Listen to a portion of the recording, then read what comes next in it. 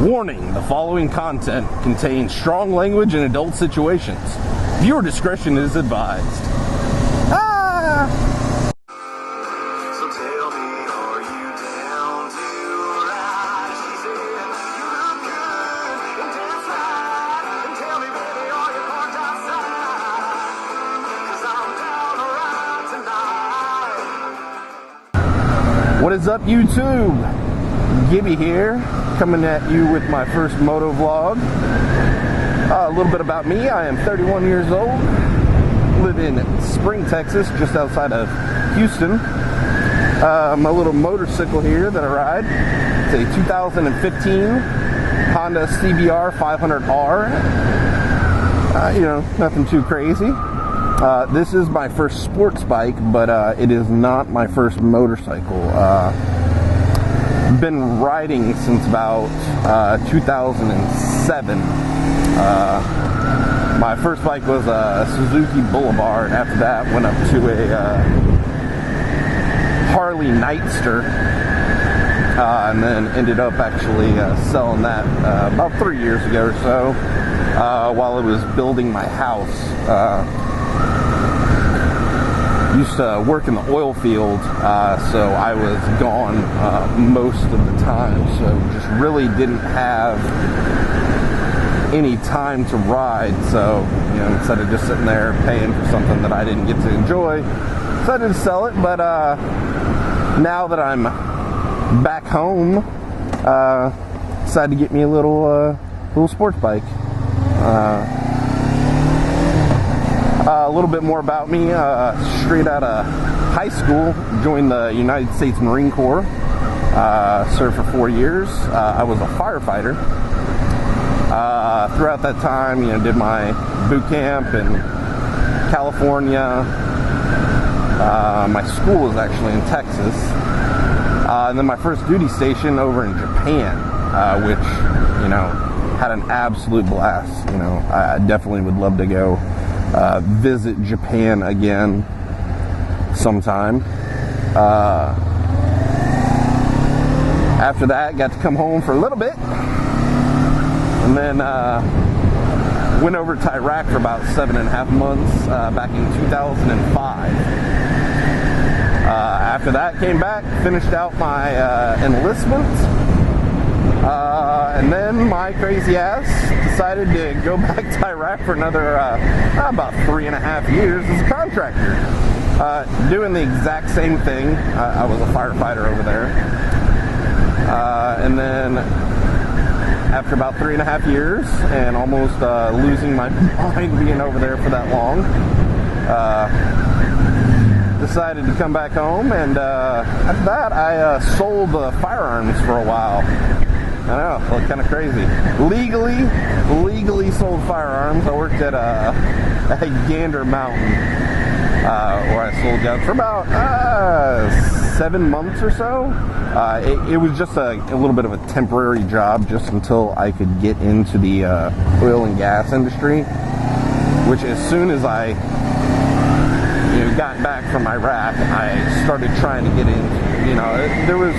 There's lots of basic, entry positions that I could have gone for, rig hands and stuff like that. But I didn't really, feel that was the best fit for me.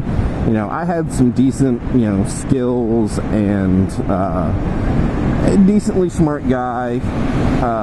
So I was going for what was called an MWD, or measurement while drilling. And applied, and it just took a long time for someone to actually give me a chance, because there was always places that were hiring, but every place that was hiring wants someone with experience, but nobody's willing to give you experience. But finally got someone to give me some experience, and did that for about almost 3 years. But with the price of oil dropping here recently, the company that I was working for, they lost a whole lot of work. So they actually had to let me go, which was it was hard, but it was a blessing in disguise. Like I said, I was probably gone working 10 months out of the year probably. So, you know, not the easiest thing in the world. I mean, the work wasn't the hardest thing in the world. Good pay, good work, good people. Just being gone and, you know, not being able to really have a life starts to wear on you. So just kind of took it as a blessing in disguise, and here I am. So anyways, yeah, the weather in Houston the past, I don't know, about 5 or 6 days has just been absolutely beautiful. It's generally been between about 65 and 80. You know, generally sunny. Right when I got the bike, it was actually pretty rainy for the first about week and a half. I just got this a little over, this has been about 2 weeks, and I already put 700 miles on it. I already took it in for its break-in, you know, service, where they changed all the break-in fluids and stuff like that. And I gotta say, I'm immensely satisfied that I chose the CBR 500R. Like I said, you know, I'd had some bikes before, but I never had a sports bike. I'd never even, you know, ridden one. You know, I had some friends with some sports bikes, but I never rode them. You know, I don't know. One thing about me is I'm not short, but I have super short legs. So there's certain, you know, bikes and stuff like that where it's hard for me to, you know, touch the ground. You know, I'm sitting there really tippy-toeing it. And also the position of the pegs on a lot of the RRs is so far back.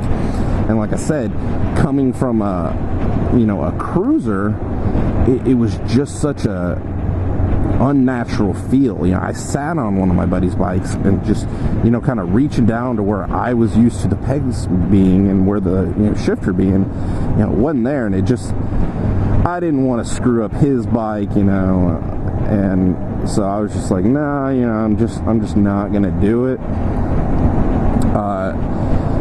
And then, you know, when I was starting to go around the shop for a bike recently, yeah, I went and I sat on a lot of different things, and I felt comfortable on the R's, you know, just like I said, not having ridden in 3 years or so, you know, you don't have that muscle memory of just immediately, you know, I kind of sat on it and looked where the pegs were, and you just kind of reached back, and I was like, you know, I could do that, and everything, and I read and watched a lot of reviews about the 500R, and you know, everybody that had done a review said how easy to ride and how amazingly fun, you know, the 500R was. And another thing about it is, you know, the handlebars are a little bit further back, so you sit a little bit more straight up. You know, with the RRs, you're kind of down here, a lot more hunched over. You know, which is, it's, you know, it's fine, but like I said, you know, coming from a cruiser to a sports bike, this is a little bit easier of a transition.